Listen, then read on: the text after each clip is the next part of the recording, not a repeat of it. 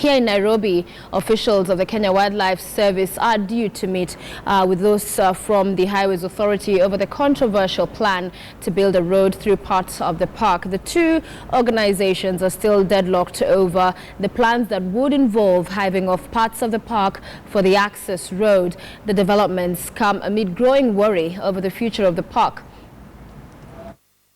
Donovan spent decades collecting and promoting the African art and handicrafts that fill his famous home, overlooking Kenya's Nairobi National Park.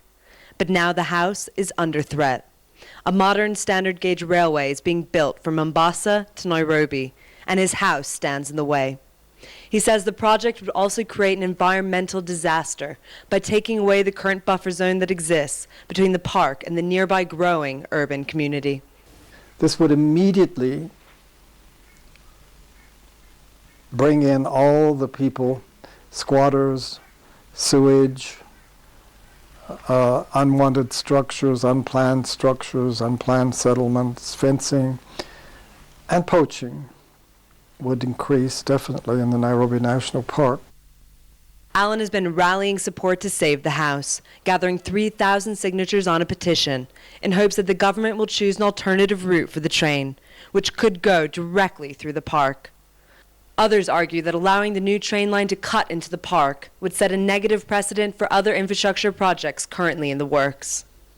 The only sanctuary of its kind so close to the capital, Nairobi National Park is considered the jewel of the city.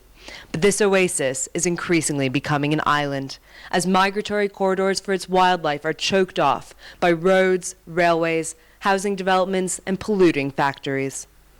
The major threats, I would say, are roads, which are fragmenting the ecosystem and preventing animals from moving. Roads prevent movement, but they also cause road accidents. We've seen a lot of predators, cheetah in particular, being killed on the highways, and there are now no more cheetahs in the Nairobi National Park, so we've lost one of the major predators.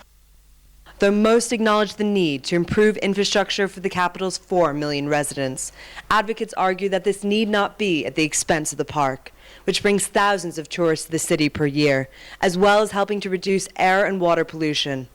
If expansion plans are not derailed, though, experts say the park may only survive another decade or two. If the voices are not many and loud enough, the destruction will go on, and the elephants, lions, and so forth will disappear like dinosaurs. It will be a world without wildlife, and we will lose all this biodiversity once and for all.